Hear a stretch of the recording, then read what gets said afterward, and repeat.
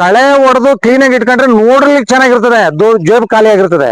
ಇದು ನನ್ನ ವ್ಯವಸಾಯದ ಮೂಲ ಜೀವಾಮೃತನೇ ಮೇಜರು. ಯಾರು ಭೂಮಿಯ ಉತ್ತಿ ಬಿತ್ತಿ ಜಾಸ್ತಿ ಹಸ ಮಾಡ್ತಾರೋ ಅವ್ರದ್ರಲ್ಲಿ ಜಾಸ್ತಿ ಕಾಂಗ್ರೆಸ್ ಕಳೆ ಬರುತ್ತೆ. ನಾನು ಟಿ.ಕೆ. ಸತೀಶ್ ಅಂತ ಹೇಳಿ, ತೊರೆಶೆಟ್ಟಹಳ್ಳಿ, ಆತ್ಕೂರು ಹೋಬಳಿ, ಮದ್ದೂರು ತಾಲೂಕು. ಸೊ ನಾನು ನೈಸರ್ಗಿಕ ಕೃಷಿಕ ಅಪ್ಪಟ. ಸರ್, ಇಲ್ಲಿಗೆ ಒಂದ್ಸಾರಿ ಸುಭಾಷ್ ಪಾಳೇಕರ್ ಒಂದು ಸೆಮಿನಾರ್ ನಡೆಸ್ಕೊಟ್ರು ಮಂಡ್ಯದಲ್ಲಿ. ಅಂದಿನಿಂದ ಇಲ್ಲಿಯವರೆಗೂ ನಂದು ಇಡೀ ತೋಟ ನೈಸರ್ಗಿಕ ಬದುಕೆ. ಅದ್ ಬಿಟ್ಟು ಬೇರೆ ಏನು ಮಾಡ್ತಾನೆ ಇಲ್ಲ. ಇನ್ ಬೇರೆ ಬೇರೆ ಕಲ್ಚರ್ಗಳಿದೆ, ಅದೆಲ್ಲ ಮಗ ಮಾಡ್ತಾರೆ. ಅದಕ್ಕೂ ಸ್ವಲ್ಪ ಅವರು ಕೆಮಿಕಲ್ ಯೂಸ್ ಮಾಡ್ತಾರೆ.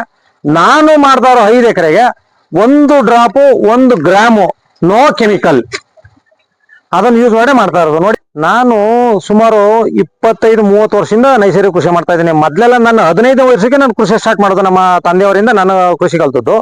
ಸೊ ಅವಾಗೆಲ್ಲ ಕೆಮಿಕಲ್ ಕೃಷಿ ಮಾಡ್ತಿದ್ದೆ. ನಮ್ಮ ತಂದೆಯವರೆಲ್ಲ ಯೂಸ್ ಮಾಡ್ತಿದ್ದು ಉಪ್ಪು, ಬೂದಿ, ಪಟಾಸ ಮಿಕ್ಸ್ ಮಾಡಿ ವ್ಯವಸಾಯ ಮಾಡ್ತಿದ್ರು. ಸೊ ನಾನ್ ಬಂದ ಮೇಲೆ ಕಾಂಪ್ಲೆಕ್ಸ್ ಕಲ್ತೆ. ಸ್ಟಾರ್ಟಿಂಗ್ ಅಲ್ಲಿ ನನಗೆ ಕಾಂಪ್ಲೆಕ್ಸ್ ಹಾಕ್ಬೇಕು ಅಂತ ರೇಡಿಯೋ ಬಾನಲ್ಲಿ ಕಾರ್ಯಕ್ರಮ ಕೇಳ್ತಿದ್ದೆ. ಮೊದ್ಲೇ ಉಪ್ಪು ಬುದಿ ಎಲ್ಲ ಯಾಕೆ ಯೂಸ್ ಮಾಡ್ತಾರೆ ನೀವು, ಕಾಂಪ್ಲೆಕ್ಸ್ ಯಾಕೆ ಯೂಸ್ ಮಾಡಲ್ಲ ಅಂತ ಒಂದು ಹ್ಯಾಡ್ ಬಂದಿತ್ತು. ಅದನ್ನ ಅನುಸರಣೆ ಮಾಡಿ ನಾನು ಕಾಂಪ್ಲೆಕ್ಸ್ ಯೂಸ್ ಮಾಡೋಕೆ ಸ್ಟಾರ್ಟ್ ಮಾಡಿದೆ. ಸೊ ಅದು 1 ವರ್ಷಕ್ಕೆ 1 ಮೂಟೆ ಆಯ್ತು, 2 ಮೂಟೆ ಆಯ್ತು, 3 ಮೂಟೆ ಆಯ್ತು, ಬೆಳೆದ ಜಾಸ್ತಿ ಆಯ್ತಾಯ್ತು. ಸೊ ಇದೇ ರೀತಿ ನಾನು ರೈತ ಸಂಘ ಸೇರ್ಕೊಂಡೆ. ರೈತ ಸಂಘ ಸೇರ್ಕೊಂಡಾಗ ನಮ್ಮ ಅಶೋಕ್ ಅಂತವ್ರೆ ಹೊರಗಳ್ಳಿ ಅವರು ಇಷ್ಟೊಂದು ಉಪ್ಪು ಹಾಕಿ ಆಗ್ತಾ ಇದೆಯಾ, ಬಾಯಲ್ಲಿ ನಿನ್ಗೆ ಉಪ್ಪಾಗದೆ ಅಂತ ಬೆಳೆ ಬೆಳೆಯುವಂತ ಒಂದು ವಿಧಾನ ಹೇಳಿಸ್ಕೊಡ್ತೀನಿ ನಿನಗೆ, ಇವತ್ತೊಂದು ಕಾರ್ಯಕ್ರಮ ಅದೇ ಕರ್ಕೊಯ್ತೀನಿ ಅಂತ ಕರ್ಕೊಂಡೋದ್ರು ನನ್ನ. ಅವರೇ ನನ್ನ ಈ ನೈಸರ್ಗಿಕ ಬದುಕು ಮತ್ತೆ ಸಾವಯವ ಕೃಷಿಗೆ ಮೂಲ, ಅವರೇ ಪ್ರೇರಣೆ. ಸೊ ಅವರು ನಾನು ಮಂಡ್ಯದಲ್ಲಿ ಒಂದು ಕಾರ್ಯಕ್ರಮ ಮಾಡಿಸ್ತಾ ಇದ್ರು. ಸುಮಾರು 2000ದಿಂದ 2000 ಅಥವಾ 2002 ಇರ್ಬೇಕು ಅಂತ ಅನ್ಕೋತೀನಿ ಇಸ್ವಿ. ಅವಾಗ ಮಂಡ್ಯ ರೈತ ಸಭಾಂಗಣದಲ್ಲಿ ಒಂದು ಕಾರ್ಯಕ್ರಮ ನಡೆಸ್ಕೊಟ್ರು ಮಂಡ್ಯದಲ್ಲಿ. ಅಂದಿನಿಂದ ಇದುವರೆಗೂ ನಾನು 1 ಗ್ರಾಮ್ ಉಪ್ಪು ಹಾಕಿಲ್ಲ, 1 ಗ್ರಾಮ್ 1 ಡ್ರಾಪ್ ಔಷಧಿ ಹೊಡೆದಿಲ್ಲ ಯಾವುದಕ್ಕೂ, ಈ ಇಡೀ 5 ಎಕರೆಗೂ. ನೋಡಿ, ವೆನಿಲಾ ಹಾಕೊಂಡಿದೀನಿ. ಲಾಸ್ಟ್ ಇಯರ್ ಇದು 5ನೇ ವರ್ಷದ್ದು ಬೆಳೆ. ಇದು ಅದು 6ನೇ ವರ್ಷ ಸ್ಟಾರ್ಟ್ ಆಯ್ತು. ಈಗ ಲಾಸ್ಟ್ ಇಯರ್ 1.5 ಲಕ್ಷ ಕೊಟ್ಟಿದೆ. ಈ ಸಾರಿ 4 ಲಕ್ಷ ಕೊಟ್ಟಿದ್ದೀನಿ ಅಡಕೆನ. 1 ಗ್ರಾಮ್ ನೆಟ್ಟು ತಗೊಂಡು ಇದುವರೆಗೂ ಉಪ್ಪುನೂ ಹಾಕಿಲ್ಲ, ಗೊಬ್ಬರನೂ ಕೊಟ್ಟಿಲ್ಲ. ನೋಡಿ, ಅದು ದಶೇರಿ ಮಾವು, ಅಲ್ಲಿಟ್ಟಿದ ದಶೇರಿ ಮಾವು. ಇದು G9 ಬಾಳೆ, ಇದು ಸಿದ್ಧಲಸು. ಇದು ಯಾಕೋ ನೋಡಿ ಬಾಳೆ ಎಷ್ಟಿದೆ. ಈ ಬಾಳೆಗೆ 1 ಗ್ರಾಮ್ನು ಹಾಕಿಲ್ಲ. ಉಪ್ಪೆ ಆಗ್ಲಿ, ಪೆಸ್ಟಿಸೈಡ್ ಆಗ್ಲಿ, ಏನಂದ್ರೆ ಏನಿಲ್ಲ. ನನಗೆ ಸತ್ಯ ಗೊತ್ತಾಯ್ತು, ಜೀವಾಮೃತದಲ್ಲಿ ಇಷ್ಟೊಂದು ತಾಕತ್ತಿದೆ ಅಂತ ಹೇಳಿ. ಅವತ್ತಿನಿಂದ ಇದುವರೆಗೂ ಜೀವಾಮೃತ, ವೇಸ್ಟ್ ಕಾಂಪೋಸರ್, ಗೋಕೃಪಾಮೃತ ಇದು ಬಿಟ್ರೆ ಬೇರೆ ಏನು ಮಾಡ್ತಾ ಇಲ್ಲ. ಈಗ ಜೊತೆಗೆ ಹಸುಗಳು ಸಾಕೋದು ಸ್ವಲ್ಪ ಕಮ್ಮಿ ಆಯ್ತಲ್ಲ ಅಂದ್ಬಿಟ್ಟು ಮೀನಾಮೃತ ಮಾಡ್ಕೊಂಡಿದೀನಿ ಈಗ. ಮತ್ತೆ ಬನಾನಾ ಫ್ರೂಟ್ ಜ್ಯೂಸ್ ಇಟ್ಕೊಂಡಿದೀನಿ, ಕೊರಿಯನ್ ಮೆಥಡ್ ಇದೆಯಲ್ಲ ಅಲ್ಲ. ಸೊ 2 ಮಿಕ್ಸಿಂಗ್ ಮಾಡ್ಕೊಂಡು ವ್ಯವಸಾಯ ಮಾಡ್ತಾ ಇದ್ದೀನಿ. ಸೊ ನನ್ ನೋಡಿ ಆರಾಮ್ಫುಲ್ ಯಾವ ರೀತಿ ಇದೆ ತೋಟ. ಈ ರೀತಿ ಎಲ್ಲರೂ ಅನುಸರಣೆ ಮಾಡಿದ್ರೆ ತುಂಬಾ ಲಾಭದಾಯಕವಾಗಿ ಮಾಡ್ಬೋದು. ಯಾಕೆಂದ್ರೆ ಲಾಭದಾಯಕ ಮೀನ್ಸ್ ಖರ್ಚು ಕಮ್ಮಿ ಆದಾಗ ಲಾಭ ಹೋಗೋದು. ನಮಗೆ ಖರ್ಚು ನಾನು 2 ಲಕ್ಷ ಮಾಡಿ 3 ಲಕ್ಷ ಲಾಭ ಮಾಡೋದು ಅದು ಲಾಭನೇ ಅಲ್ಲ. ಅದು ನಾನು 0 ಇಂದ ಸ್ಟಾರ್ಟ್ ಮಾಡಿದ್ ನನಗೆ 1,000 ಲಾಭ ಬಂದ್ರು ಲಾಭನೇ, 1 ಲಕ್ಷ ಲಾಭ ಬಂದ್ರು ಲಾಭನೇ ಅದು. ಸೊ ಇದು ನನ್ನ ಇನೋವೇಷನ್.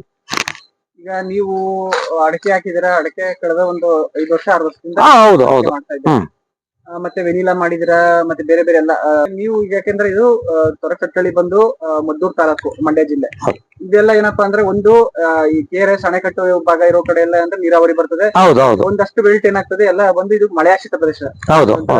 ಇದು ಬರಡು ಭೂಮಿ ತರಾನೇ ಈ ಕಡೆ ನಮ್ಮ ಆತ್ಕೂರು ಹೋಬಳಿ ಎಲ್ಲ ಬಂದ್ರೆ ಅಂದ್ರೆ ಮಳೆ ಬಿದ್ರೆ ಬೆಳೆ, ಕಾಡ, ಅರೆ ನೀರಾವರಿ ಒಂದು ಪ್ರದೇಶ ಇದು. ಇದರಲ್ಲಿ ನೀವು ಈಗ ಒಂದು ಅಡಕೆ ಒಂದು ಹಸಿರಿನ ಒಂದು ತೋಟ ಮಾಡ್ಕೊಂಡಿದ್ರಲ್ಲ, ಇದಕ್ಕೆ ನಿಮ್ ಪ್ರೇರಣೆ ಹೆಂಗ್ ಬಂತು? ಸರ್, ಈಗ ಸೊ ಇದು ನೋಡಿ, ನೀವ್ ಹೇಳಿದ್ರಿ VC ನಾಲಾ ಏರಿಯಾದವ್ರು ನೀವು ಅಂತ. ಸೊ ನನಗಿಂತ ಇನ್ನು VC ನಾಲಾ ಏರಿಯಾದವ್ರು ಬೇಕಾದಷ್ಟು ಏನವ್ರ, ಅವ್ರನ್ನ ನಾನು ನೋಡಿ ಇಂಪ್ರೆಷನ್ ಆದದ್ದು ನನಗೆ. ಅವರೆಲ್ಲ ಮೊದ್ಲೇ ಕಬ್ಬು, ರೇಷ್ಮೆ, ನಾನು ನಂತರ ಬಂದದ್ದು ಅವರೆಲ್ಲ ಕಬ್ಬು ನೆಟ್ಟು ರೇಷ್ಮೆಗೆ ಹೋದ್ರು, ರೇಷ್ಮೆಯಿಂದ ಅವ್ರು ಅಡಕೆಗೆ ಹೋದ್ರು. ನಾನ್ ಅಡಕೆ ಹಾಕರೋ ಇವ್ರು ಮಾಡೋರು ನಮ್ ಕೈಲಿ ಆಗತ್ತ, ಬಯಲು ಸೀಮೆ ಅದೆಲ್ಲ ಮಲೆನಾಡಲ್ಲಿ ಬೆಳೆಯೋದು ನಮ್ ಕೈಲಿ ಆಗಲ್ಲ ಅಂತ ಸುಮ್ಮನಿದ್ದೆ. ಸೊ ಅವ್ರು ಯಾವಾಗ ಲಕ್ಷ ದುಡ್ಡು ಎಣಿಸ್ಕೊ ಶುರು ಮಾಡೋದು, ಅದನ್ನ ನೋಡಿ ನಾನು ಇಂಪ್ರೆಷನ್ ಆಗಿ ನಾನ್ ಮಾಡಿದ್ದು, ಯಾಕೆ ನಾನು ಮಾಡಬಾರ್ದು. ಸೊ ಇಲ್ಲಿ ನಮ್ಮಲ್ಲಿ ಆತ್ಮದಿಂದ ಒಂದು ಕಾರ್ಯಕ್ರಮ ಕರ್ಕೊಂಡೋದು ನನಗೆ, ಮದ್ದೂರು ಅಗ್ರಿಕಲ್ಚರ್ ಕೃಷಿ ಇಲಾಖೆ ಅಂತ ಹೇಳಿ. ಅಲ್ಲಿ ಸೂರ್ಯದೀಪ ಬಾಳಕೆ ಅಂತ ಅವ್ರೊಬ್ಬರು ಬಹಳ ಚೆನ್ನಾಗಿ ಮಾಡಿರೋ ತೋಟನ. ಅವ್ರ ತೋಟ ನೋಡ್ಲಾಗಿ ಅವ್ರದ್ದು ನನ್ನ ಇಂಪ್ರೆಷನ್ ಮೇಜರು. ಅದನ್ನ ನೋಡ್ಕೊಂಡು ಅವತ್ತೇ ತಂದು ಇಲ್ಲಿಗೆ ನಾನು ಅಡಕೆ ಬೀಜ ತಂದು ಒಟ್ಲಾಕಿ ನಾಟಿ ಮಾಡೋದು ಇದನ್ನ. ಸರ್ ಗಿಡ ಒಟ್ಲಾಕ್ ನಾಟಿ ಮಾಡೋದು ಯಾಕೆ ಅಂತಂದ್ರೆ ನಾನು ಒಂದು ಗಿಡಕ್ಕೆ 30 ರೂಪಾಯಿ ಅಂದಿನ ಕಾಲದಲ್ಲೇ. ಸೊ ನಾನು ಒಂದ್ ಬೀಜಕ್ಕೆ 5 ರೂಪಾಯಿ ಕೊಟ್ಟೆ. ಒಂದ್ ಬೀಜಕ್ಕೆ 5 ರೂಪಾಯಿ ನಾನೇ ಬೀಜ ಗಿಡ ಮಾಡ್ಕೊಂಡೆ. ನಾನ್ ಗಿಡ ಮಾಡಿರೋದೇ ಇದು ಕಡೂರ್ದು ಈ ಜಾತಿ, ಕಡೂರು ಬೀರೂರು. ಅಂದ್ರೆ ನೀವು ಗಿಡನ ನೀವು ತಂದಿಲ್ಲ ತಂದಿಲ್ಲ, ನಾನೇ ಬೀಜ ತಂದು ನಾನೇ ನಾಟಿ ಮಾಡ್ಕೊಂಡೆ. ನಾನೇ ಸಸಿ ಮಾಡಿ ಮಾಡ್ಕೊಂಡು ನರ್ಸರಿ ಮಾಡ್ಕೊಂಡು ನಾಟಿ ಮಾಡೋದು ಇದನ್ನ. ಸೊ ಈಗ ಇದು 6ನೇ ವರ್ಷ. ಈಗ ನಾನು 4 ಲಕ್ಷ ಕೊಟ್ಟಿದ್ದೀನಿ ಈಗ ಇದನ್ನ ತೋಟನ. ಎಷ್ಟು ವರ್ಷ ಆಯ್ತು ನಿಮಗೆ ಬಲ ಬರಕ್ ಶುರು ಮಾಡಿ? 2 ವರ್ಷ ಆಯ್ತು. ಲಾಸ್ಟ್ ಇಯರ್ 1.5 ಲಕ್ಷ ಕೊಟ್ಟಿದೆ. ಈ ವರ್ಷ 2ನೇ ವರ್ಷ ಇದು 4 ಲಕ್ಷ ಕೊಟ್ಟಿದ್ದೀನಿ ಸರಿ. ಅಂದ್ರೆ ಇಲ್ಲಿಂದ ಆಚೆಗೆ ನಿಮ್ಗೆ ಪ್ರೈಮ್ ಹಾ, ಇಲ್ಲಿಂದ ನನ್ನ ನೆಕ್ಸ್ಟ್ ಸ್ಟಾರ್ಟ್ ಆಗತ್ತೆ. ಈಗ ಇಲ್ಲಿವರೆಗೂ ನನ್ನ ಶ್ರಮ ಆಯ್ತು. ಇನ್ಮೇಲೆ ಗಳಿಕೆ ವರ್ಷಗಳು, ಮುಂದಿನ ದಿನಗಳು ಗಳಿಕೆ ವರ್ಷಗಳು. ನೀವೇ ಲೆಕ್ಕ ಹಾಕೊಳ್ಳಿ. ಈಗ ಲಾಸ್ಟ್ ಟೈಮ್ ನಾನು 1.5 ಲಕ್ಷ ಕೊಟ್ಟಿದ್ದೆ, ಈ ಸಾರಿ 4 ಲಕ್ಷ ಕೊಟ್ಟಿದ್ದೀನಿ. ಒಂದ್ ರೂಪಾಯಿ ಖರ್ಚಿಲ್ಲ. ನಾನು ನೋಡ್ತಾ ಇರೋದು ನೀರ್ ಒಂದೇ ಮೇಜರ್, ಅದು ನಾನು ಕೊಡ್ತಾ ಇರೋದು. ಇನ್ ಸಣ್ಣ ಪುಟ್ಟ ರಿಸೀವ್ ಮಾಡ್ಕೊಳ್ಳಿಕ್ಕೆ, ತಿರ್ಗಾಡ್ಲಿಕ್ಕೆ, ಆ ಸಾಮಾನ್ಯ ಕಳೆ ನಿರ್ವಹಣೆ ಮಾಡೋದು ಇದ್ದೇ ಇರ್ತದದು. ಈಗ ಕಳೆ ಹೊಡೆದಿಲ್ಲ. ಸೊ ಸಮ್ಮರ್ ಅಲ್ಲಿ ಸೂರ್ಯ ರಶ್ಮಿ ಭೂಮಿಗೆ ಬಿಡಬಾರ್ದು. ಸೊ ಅದೊಂದು ಉದ್ದೇಶಕ್ಕೆ ಈಗ ಕಳೆ ಹೊಡೆದಿಲ್ಲ ನಾನು. ಏನ್ ಬೇಕಂದ್ರೆ ನಿಮ್ಗೆ ಕಳೆ ಹೊಡೆದು ತೋರಿಸ್ಕೊಡ್ತೀನಿ ನಾನು ಇನ್ನೊಂದ್ಸರಿ ಬೇಕು ಅಂದಾಗ ನಿಮ್ಗೆ. ಈಗ ನೀವ್ ಹೇಳ್ದಂಗೆ ಈಗ ಯಾರಾದ್ರೂ ಹೊಸದಾಗಿ ಯಾರು ಕೃಷಿ ಬಂದವರು ನಿಮ್ಮ ತೋಟನ ಬಂದು ಈ ಟೈಮಲ್ಲಿ ನೋಡಿದ್ರೆ ಏನ್ ಈ ತರ ಕಳೆ ಬಿಟ್ಟವ್ರಲ್ಲ, ಕಳೆ ಯಾಕೆ ಬಿಡ್ಬೇಕು, ಇವ್ರು ಇದೇನೆ ಮಾಡ್ಲಿವಲ್ಲ, ಕಳೆ ಹಾಕ್ಲಿಲ್ಲ ಅಥವಾ ಅದನ್ನ ಮಾಡಿಸಿಲ್ಲ ಅಂತ ಇದೆ ನೋಡಿ. ನನ್ನ ಮೂಲ ತತ್ವನೇ ಇದು. ಕಳೆ ಹೊಡೆದು ಕ್ಲೀನ್ ಆಗಿ ಇಟ್ಕೊಂಡ್ರೆ ನೋಡ್ಲಿಕ್ಕೆ ಚೆನ್ನಾಗಿರ್ತದೆ, ಜೇಬು ಖಾಲಿ ಆಗಿರ್ತದೆ. ಇದು ಜೇಬು ಭರ್ತಿ ಇರುತ್ತೆ, ನೋಡ್ಲಿಕ್ಕೆ ಚೆನ್ನಾಗಿರಲ್ಲ. ಇಷ್ಟೇ ವಿಧಾನ. ನಿಮ್ಗೆ ಯಾವ್ದು ಬೇಕು? ಜೋಬ್ ಭರ್ತಿ ಇರ್ಬೇಕು, ಖಾಲಿ ಇರ್ಬೇಕಾ? ಕಳೆ ಇದ್ರೆ ನಿಮ್ಗೆ ಏನ್ ಅನುಕೂಲ ಆಗ್ತಾ ಇದೆ? ಕಳೆ ಸರ್ ಈಗ ಕಳೆ ಖಾಲಿ ಮಾಡ್ತಿದ್ರೆ ನನ್ಗೆ ಹಣನೂ ಖರ್ಚಾಗುತ್ತೆ, ನನಗೆ ನೀರು ಖರ್ಚಾಗ್ತಾ ಇರ್ತದೆ. ಸೊ ಈಗ ಇದಕ್ಕೆ ನೋಡಿ 1 ವಾರಕ್ಕೆ ಒಂದೇ ಸಾರಿ ನೀರು ಕೊಡೋದು. ಇದರಲ್ಲಿ ಇಷ್ಟು ಸಮ್ಮರ್ ಇದೆಯಲ್ಲ, ಈಗ 1 ವಾರಕ್ಕೆ ಒಂದೇ ಸಾರಿ ನೀರು ಕೊಡೋದು ಈಗ. ಸೊ ನೀನ್ ಕ್ಲೀನ್ ಮಾಡ್ತೀನಿ ಅಂತಂದ್ರೆ 2 ಡೇಸ್ ಒಂದ್ಸಲ ನೀರು ಕೊಡ್ಲೇಬೇಕು, ಇಲ್ಲ ನೀರು ಮರ ಮಾಡೋಕೆ ಸ್ಟಾರ್ಟ್ ಆಗುತ್ತೆ.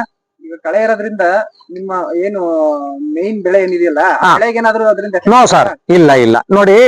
ನಮಗೆ ಏನ್ ತಿನ್ಬೇಕು ಅಂತ ಅನ್ಸುತ್ತೋ ಅಂತ ಕಳೆನೆ ಇಲ್ಲೂ ಬರ್ತದೆ. ಏನ್ ವಿಟಮಿನ್ ಕೊರತೆ ಇರ್ತದೆ ಅಂತ ಕಳೆನೆ ಇಲ್ಲೂ ಸ್ಪೋಟಿನಸ್ ಆಗುತ್ತೆ. ನಾನೇನ್ ಹೊಸದಾಗಿ ಏನ್ ಮಾಡ್ದಲ್ಲ, ಅದಕ್ಕೆ ಯಾವ ಕಳೆ ಯಾವಾಗ ವಿಟಮಿನ್ಸ್ ಖಾಲಿ ಇರುತ್ತೆ ಬೇಕು ಅನಿಸ್ತದೆ ಅಂತದೇ ಇಲ್ಲಿ ಕಳೆ ಬರ್ತದೆ. ಲಾಸ್ಟ್ ಟೈಮು ಇಡೀ ದೊಡ್ಡ ತುಂಬಾ ಬಿಳಿ ಒಣಗನೆ. ಸೊ ಆ ಬಿಳಿ ಒಣಗನಲ್ಲಿ ಸಾರ್ವಜನಿಕ ಫಿಕ್ಸೇಷನ್ ಆಗುತ್ತೆ. ನೀವು ಟೆಸ್ಟ್ ಮಾಡಿಬೇಕಾದ್ರೆ ಕೇಳಿ ನೋಡಿ ಯಾರನ್ನಾದ್ರು. ಸೊ ಅದೇ ಇಡೀ ತೋಟದಲ್ಲಿ ಬೆಳೆದಿತ್ತು, ಏನು ಒಟ್ಲಾಕೋ ರೀತಿ ಬಂದಿತ್ತು. ನೀವ್ ಹೇಳ್ತಾ ಇರೋದು ಏನಪ್ಪಾ ಅಂತಂದ್ರೆ, ಭೂಮಿಗೆ ಏನ್ ಬೇಕು, ಯಾವ ಪೋಷಕಾಂಶ ಕೊರತೆ ಇರ್ತದೆ, ಅದಕ್ಕೆ ಏನ್ ಅವಶ್ಯಕತೆ ಇರ್ತದೆ ಅದೇ ಬರುತ್ತೆ ಇಲ್ಲಿ. ನೈಸರ್ಗಿಕ ಅದೇ ಬೆಳೆಯುತ್ತೆ. ನಾವು ಕಳೆ ಅಂತ ಹೇಳ್ತೀವಿ, ಅದು ನೈಸರ್ಗಿಕ ದತ್ತವಾಗಿ ಏನಂದ್ರೆ ಅದನ್ನೇ ತಾನು ಬೆಳ್ಕೊಂಡು ಕನ್ವರ್ಟ್ ಆಗುತ್ತೆ.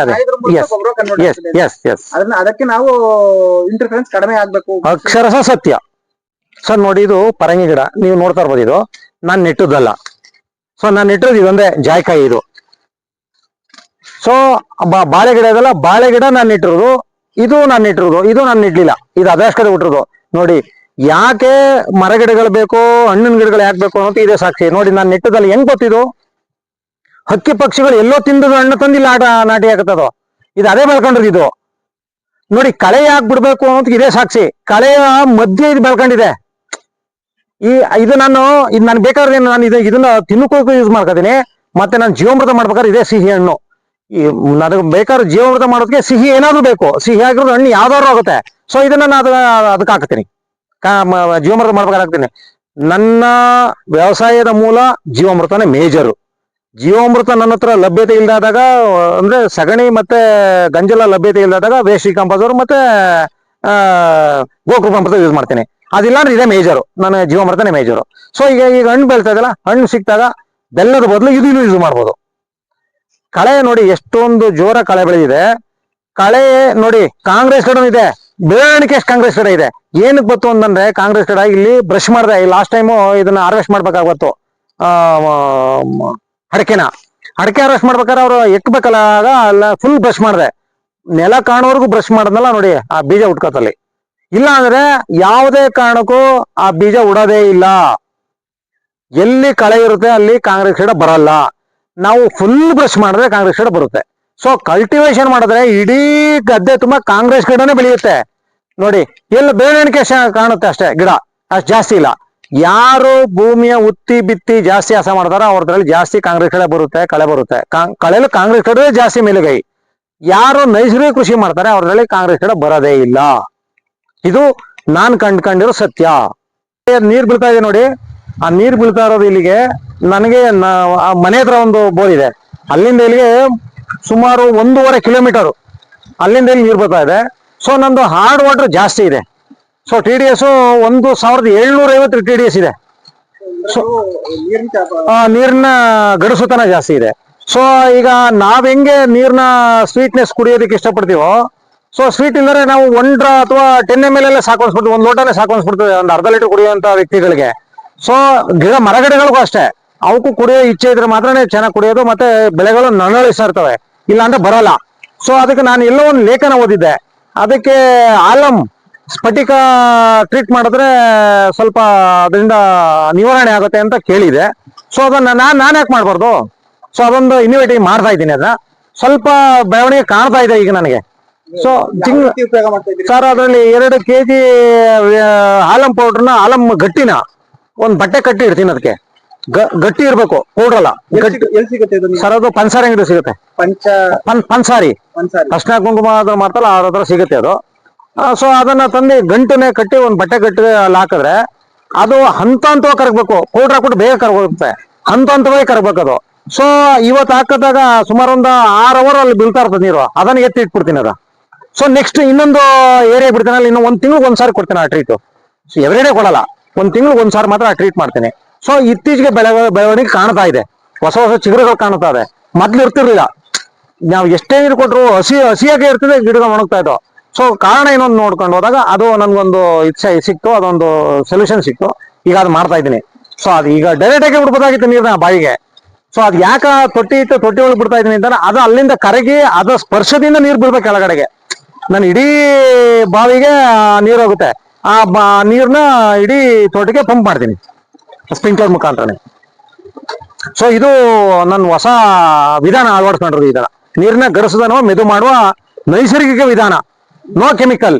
ಈಗ ನೀವ್ ಹೇಳ್ದಂಗೆ ನಿಮ್ಮ ನೀರ್ ಗಡ್ಸಾಗಿದೆ ಅಂತಂದ್ರಿ, ನಿಮ್ಗೆ ಯಾಕೆ ಅನ್ಸ್ತು? ಮತ್ತೆ ಅದನ್ನ ಸರ್ ಗಿಡಗಳ ಬೆಳವಣಿಗೆ ಕುಂಠಿತ ಆಯ್ತು, ಹೊಸ ಗಿಡಗಳು ಯಾವ್ದು ನೆಟ್ರು ಸ್ಪೋಟಿನೆಸ್ ಇಲ್ಲ. ಯಾಕೆ ಅಂತ ನಾನು ಅದ ಕಾರಣ ಹುಡುಕೋಗ್ಲಾಗಿ ಸುಮಾರು ಇನ್ವೆಸ್ಟಿಗೇಷನ್ ಮಾಡಿದಾಗ ನನಗೆ ಅದು ನೀರನ್ನ ಗಡಿಸೋದನ್ನ ಗೊತ್ತಾಯ್ತು. ನಾನು ಇದು ಓದಿದೆ, ಯಾವ್ದೋ ಒಂದು ಲೇಖನದಲ್ಲಿ ಓದಿದೆ. ಸೊ ಅದನ್ನ ಯಾಕೆ ನಾನು ಮಾಡಬಾರ್ದು ಅಂತ ಹೇಳಿ ಅದು ಟೆಸ್ಟ್ ಮಾಡಕ್ ಸ್ಟಾರ್ಟ್ ಮಾಡಿ ಈಗ ಅದನ್ನ ಮಾಡ್ತಾ ಇದ್ದೀನಿ. ಸ್ವಲ್ಪ ಬೆಳವಣಿಗೆ ಕಾಣ್ತಾ ಇದೆ ಈಗ. ನೀವ್ ಏನ್ ಮಾಡಿದ್ರೆ ನೀರನ್ನ ಪರೀಕ್ಷೆ ಮಾಡ್ತಿದ್ದೀರಿ? ಎಸ್, ಪರೀಕ್ಷೆ ಮಾಡ್ತಿದ್ದೀನಿ. ನೀವ್ ಹೇಳೋದು ಏನಪ್ಪಾ ಅಂತಂದ್ರೆ ನೀರಿನ ಪರೀಕ್ಷೆ ರೈತರು ಕಡ್ಡಾಯ ಮಾಡಿಸ್ಬೇಕು, ಹೌದು, ಉಪಯೋಗ ಇದೆ ಅಂತ. ಇದ್ರೆ ಅನುಕೂಲ, ಇಲ್ದರೆ ಸುಮ್ನೆ ಮಕ್ಕಿ ಗೊತ್ತಿಲ್ಲ, ನಾನ್ ಮಾಡ್ತಿದ್ದೆ, ನಮ್ಮ ಅಪ್ಪ ಮಾಡ್ತಿದ್ದೆ ಮಾಡ್ಕೋರು, ಏನ್ ಗೊತ್ತು, ಏನ್ ಕಾಳ ಇದಾವೆ ಅಂತ ಗೊತ್ತಿಲ್ಲ. ಸೊ ನನಗೂ ಇಲ್ಲೊಂದು ಆತ್ಮ ಇಲಾಖೆಯಿಂದ ಕೆಲವೊಂದು ಜನ ಪರಿಚಯದರಿದ್ದಾರೆ, ಅವರು ಸ್ವಲ್ಪ ಐಡಿಯಾ ಕೊಟ್ರು ನನಗೆ, ಹಿಂಗ್ ಮಾಡಿ ಯಾಕೆ ಆಗ್ಬಾರ್ದು ಅಂತ. ಸೊ ಅವರ ವಿವೇಚನೆಯಿಂದ ನಾನು ಈ ಕೆಲಸ ತುಂಬಾ ಅನುಕೂಲ ಆಗಿದೆ ಅವ್ರ ಕಡೆ ನಾನು ಮಾಡಿರೋದ್ರಿಂದ. ಸೊ ಅವರು ಹೇಳಿ ಇದನ್ನ ಮಾಡಿಸ್ತಾ ಇದ್ರು. So better. ನೀರಿನ ಪರೀಕ್ಷೆ ಮಾಡಿಸೋದ್ರಿಂದಾಗಿ ನಿಮ್ಗೆ ಅದರದ್ದು ಗಡುಸುತನ ನಿಮ್ಗೆ ಬಂತು. ಈಗ ಏನ್ ಮಾಡಿದ್ರೆ ನೀವು ಅದನ್ನ ಸ್ಫಟಿಕನ ಬಳಕೆ ಮಾಡಿ ಮಾಡ್ತಾ ಇದ್ದೀವಿ. ಹೌದು, ತಿಂಗಳಿಗೆ 1 ಸಾರಿ ಮಾತ್ರ ಕೊಡ್ತೀನಿ ಅಷ್ಟೇ ಅದನ್ನ. ತಿಂಗಳಿಗೆ 1 ಸರಿ ಟ್ರೀಟ್ಮೆಂಟ್. ಅದನ್ನ ಕೊಟ್ಟ ಮೇಲೆ ನಿಮ್ಗೆ ಬೆಳೆಯಲ್ಲಿ ಪರವಾಗಿಲ್ಲ, ಬೆಳವಣಿಗೆ ಕಾಣ್ತಾ ಇದೆ ಈಗ.